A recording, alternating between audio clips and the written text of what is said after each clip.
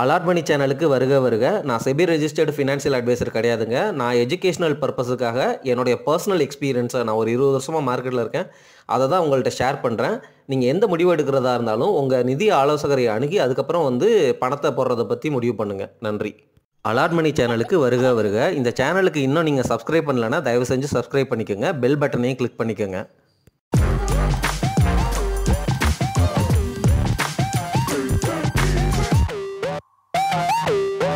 அனைவருக்கும் வணக்கம். இந்த வீடியோ பதிவில் நான் ஒரு போர்ட்ஃபோலியோ பில்டு பண்ணணும்னு நினைக்கிறேன். அந்த போர்ட்ஃபோலியோவில் எந்தெந்த ஸ்டாக்கெல்லாம் நான் வச்சுக்கணும்னு நினைக்கிறேன் அப்படிங்கிறது தான் இந்த வீடியோ பதிவினுடைய நோக்கம். இந்த வீடியோ பதிவில் ஸ்டாக்கு பெயர்களை சொல்ல போகிறேன். ஏன்னா நான் இந்த மாதிரி ஒரு போர்ட்ஃபோலியோவை கிரியேட் பண்ணணும்னு நினைக்கிறேன் அப்படின்னு தான் சொல்கிறேன். என்னுடைய போர்ட்ஃபோலியோவில் இந்த ஸ்டாக்கு இருக்கலாம், இல்லாமல் இருக்கலாம், அல்லது நான் இந்த ஸ்டாக்கில் உள்ள போர்ட்ஃபோலியோக்களை ஃப்யூச்சரில் பில்டு பண்ணாமலே போகலாம். எனக்கு மனசில் இருக்கிற ஒரு போர்ட்ஃபோலியோவில் என்னென்ன ஸ்டாக்கெல்லாம் நான் வச்சுக்கணும்னு நினைக்கிறேன் அப்படிங்கிறத உங்ககிட்ட ஒரு ரெஃபரன்ஸுக்காக நான் ஷேர் பண்ணுறேன்.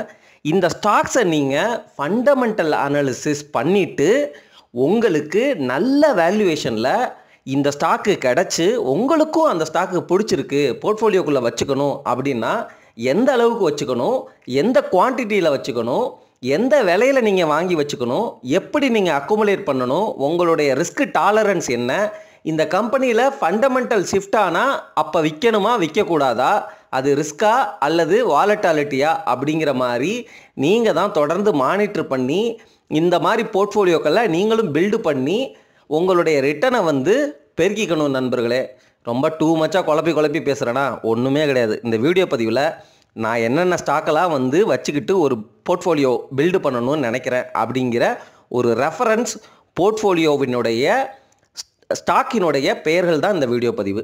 நம்ம போர்ட்ஃபோலியோ ஸ்ட்ராட்டஜியில் core, defensive, large cap, blue சிப்புகளை கொண்ட பங்குகளை வைத்து ஒரு போர்ட்ஃபோலியோவை கிரியேட் பண்ணுங்கள். இது இந்திய பங்குச்சந்தையில் இன்றைக்கி இருக்கிற காலகட்டம் ஒரு அரிய வாய்ப்பு. ஏன்னா நல்ல பெரிய கம்பெனிகள் எஃப்ஐஐஸ் விற்றுட்டு போனதுனால நல்ல வேல்யூவேஷனில் கிடைக்கிது. ஸ்லைட்டாக எக்ஸ்பென்சிவாக இருந்தாலும் மிட் கேப்பு ஸ்மால் கேப்பை கம்பேர் பண்ணும்பொழுது அவங்களில் நம்ம முதலீடு பண்ணுற அளவில் தான் இருக்கிறாங்க. ஃப்யூச்சரில் ஒரு 10-15 வருஷம் கழித்து ரிட்டனை ஸ்டேபிளாக கொடுக்கறதுக்கு வாய்ப்பு அதிகமாக இருக்குது அப்படிங்கிற மாதிரி நான் தொடர்ந்து பேசிகிட்டே வர்றேன். ஸோ நான் பில்டு பண்ண போகிற இந்த மாடல் போர்ட்ஃபோலியோ பில்டு பண்ண போகிறேன்னா நான் பில்டு பண்ண நினைக்கிற அந்த மாடல் போர்ட்ஃபோலியோவில் என்னென்ன ஸ்டாக்குகள் நான் வச்சுக்கணும்னு நினைக்கிறேன். பங்கு HDFC Bank Limited, financial sector கீழே ICICI பேங்க் ஃபினான்சியல் செக்டர், அதுவும் Reliance Industries gas and oil energy அப்படின்னு வச்சுக்கலாம். லார்சன் அண்ட் டியூப்ரோ கன்ஸ்ட்ரக்ஷன், சரிங்களா, இன்ஃப்ராஸ்ட்ரக்சரில். பாரதி ஏர்டெல் கம்யூனிகேஷனில். Axis Bank again financial. Maruti Suzuki ஆட்டோமொபைலில்.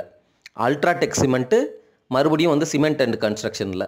Infosys technology company, சரிங்களா. Sun Pharma industry health கேரில்.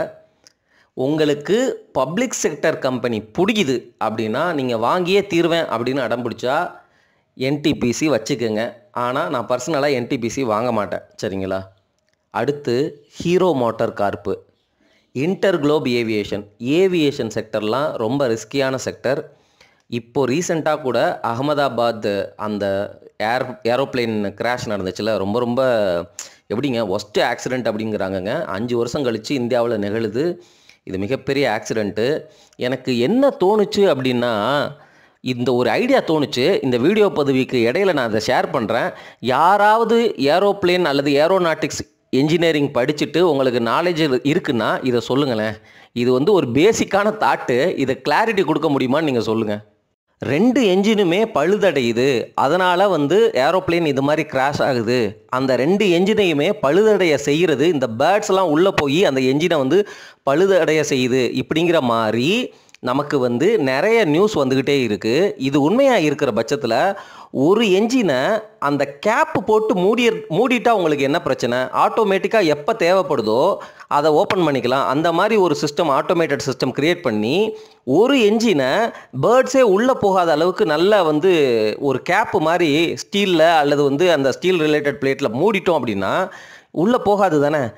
எப்பா இந்த தெர்மாக்கோல் போட்டு நதி மேலே மூடணுமே அந்த மாதிரி ஐடியாவாக இருந்துற போது இது.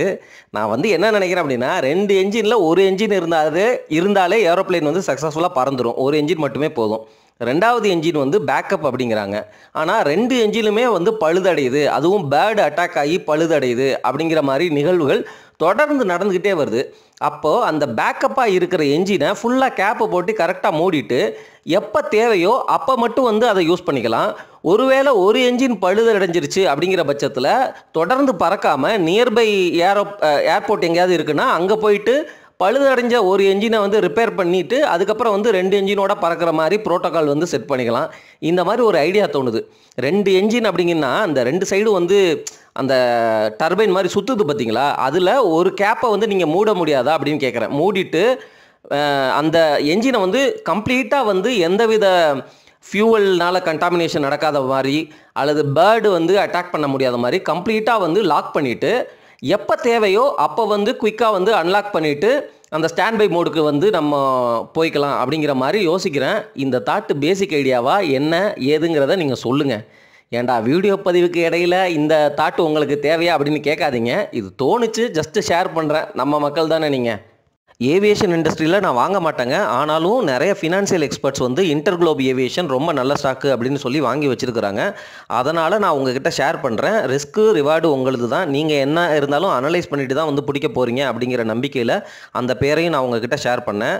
அதுக்கு அடுத்தபடியாக ICICI Prudential Life Insurance company, அது வந்து இன்சூரன்ஸ் செக்டரில். அடுத்து ஆட்டோமொபைல் செக்டரில் Mahindra and Mahindra. Consumer staples, அதாவது நம்ம எஃப்எம்சிஜி செக்டரில் வந்து ஐடிசி. அதுக்கப்புறம் வந்து உங்களுக்கு டிஎல்எஃப் வச்சுக்கலாமா கன்ஸ்ட்ரக்ஷனில் நான் சொல்லலாமான்னு யோசிச்சுட்ருக்கிறேன். வேணாம், டிஎல்எஃப்ஐ இக்னோர் பண்ணிடுங்க. லெட்டஸ் இக்னோர் டிஎல்எஃப், சரிங்களா. ஏஷியன் பெயிண்ட்ஸு விலை இன்னும் குறைஞ்சிச்சின்னா வந்து கண்டிப்பாக நான் வாங்குவேன் அப்படிங்கிற பிளானில் இருக்கிறேன். 35 பிலாம் வந்துச்சுன்னா ஏஷியன் பெயிண்ட்ஸு. அதுக்கப்புறம் HDFC Life Insurance, Cummins India, HDFC AMC, இந்த மாதிரி ஸ்டாக்ஸை பாருங்கள். ப்ராக்டர் அண்ட் கேம்பிள் ஹைஜின் அது பாருங்கள். அது வந்து கன்சியூமர் எஃப்எம்சிஜி செக்டர் கீழே தான் வருது. டாடா மோட்டார்ஸ், அதுக்கப்புறம் HCL Technologies, Zydus Life Sciences, United Spirits and United Breweries, doctor Reddy, Avenue Supermarts, TCS, Tech Mahindra, Shree cement. அதுக்கப்புறம் வந்து உங்களுக்கு ஹெச்ஏஎல் வேணும்னா ஹெச்ஏஎல் வச்சுக்கோங்க நண்பர்களே. அகெயின் டிஃபென்ஸ் செக்டர், இந்த செக்டரில் உள்ள பப்ளிக் செக்டர் கம்பெனி ஆல்ரெடி விலை பயங்கரமாக ஏறி போச்சு. ஹெச்ஏஎல் அவங்களுடைய அந்த பெங்களூர் அந்த மியூசியத்துக்கெல்லாம் நான் போயிருக்கிறேன். Still it's a very good company. ஆனால் பப்ளிக் செக்டர் கம்பெனி அப்படிங்கிறதுனால நான் அவாய்ட் பண்ணுறேன். அதுக்கப்புறம் வந்து அரவிந்தோ ஃபார்மா, இது வந்து கொஞ்சம் மேனேஜ்மெண்ட் இஷ்யூ இருக்கிறதா ஆனந்த் ஸ்ரீனிவாசன் சார் பேசியிருக்கிறாரு. But still I bought Aurobindo share in the past. அதுக்கப்புறம் விற்றுட்டேன். இப்போ திருப்பி வந்து விலை குறைஞ்சா வாங்கலாமான்னு யோசிச்சுட்ருக்கிறேன். ஆனால் பெருசாலாம் வாங்க மாட்டேன், கம்மியான குவான்டிட்டி தான் வாங்குவேன். அப்புறம் Hyundai Motor India Limited, Siemens, Wipro, Tata Steel, ABB India, Bajaj Auto, Siemens Energy, Max Financial Services, Page இண்டஸ்ட்ரீஸ்லாம் பயங்கர விலையில் இருக்குங்க. அந்த ஜாக்கி, சரிங்களா. ஏதாவது விலை கரைஞ்சி ரொம்ப கம்மியாக வந்து ஃப்ளாட்டாக ரொம்ப வருஷத்துக்கு கிடக்குறாங்க அப்படின்னா பார்க்கலாம், சரிங்களா. அதுக்கப்புறம் டிவிஎஸ் மோட்டார் கம்பெனி, சிப்லா, அதுக்கப்புறம் வந்து வேறு ஏதாவது நமக்கு பிடிச்ச பேர் கில்லெட் இந்தியா வச்சுக்கலாம், சரிங்களா. அதுக்கப்புறம் வந்து எல்டிஐ மைண்ட்ரி, அதுக்கப்புறம் வந்து பிர்லா கார்பரேஷன் கொஞ்சோன்னு வச்சுக்கலாம் அப்படிங்கிற மாதிரி தோணுது. ஏன்னா mid cap ID stock. But இருந்தாலும் வந்து அதில் கொஞ்சம் ப்ரொமோட்டர் பிர்லா தான். பட் இருந்தாலும் வந்து அது ரொம்ப வாலட்டைலான ஸ்டாக்காக இருக்குது. அதனால் யோசிக்கிறேன்.